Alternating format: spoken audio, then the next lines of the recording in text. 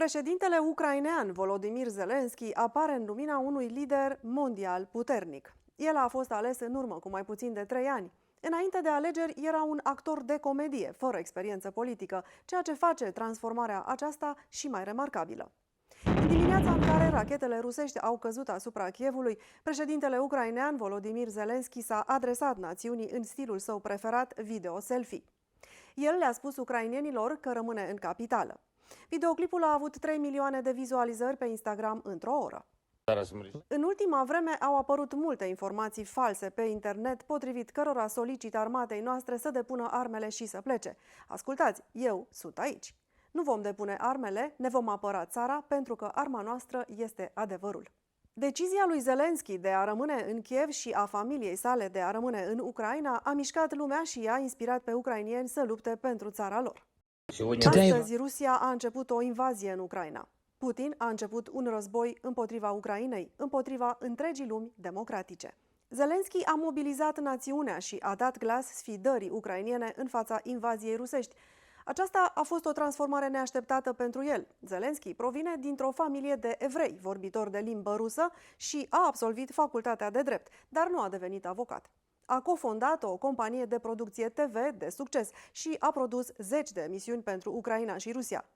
Momentul de cotitură a venit în 2015, când rolul principal din serialul de comedie Servitorul Poporului l-a transformat într-o adevărată figură publică. În film, juca rolul unui profesor de școală devenit președinte după ce un elev de-al său a postat un videoclip în care acesta declama împotriva corupției politice. În viața reală, Zelensky și-a numit formațiunea politică Partidul Slujitorul Poporului în alegerile prezidențiale din 2019. Candidatura sa a fost considerată inițial o glumă de către unii, însă a obținut 73% din voturi. La începutul crizei, unii ucrainieni s-au temut că el nu se va descurca în fața veteranului președinte rus Vladimir Putin. Dar sfidarea sa și prezența sa calmă în videoclipurile de pe rețelele de socializare au câștigat aplauze chiar și din partea celor care se consideră sceptici. Bună seara tuturor! Liderul facțiunii este aici, șeful biroului prezidențial este aici, primul ministru Șimial este aici, Podoliac este aici, președintele este aici.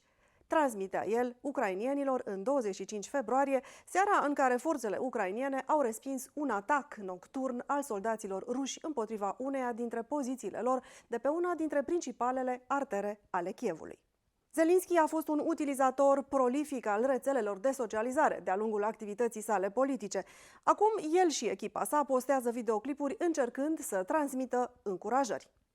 Stilul său contrastează cu cel al lui Putin. Deseori, liderul rus și-a ținut chiar și oficialii apropiați pe partea cealaltă a unei mese lungi în cadrul întâlnirilor din timpul crizei mondiale a sănătății.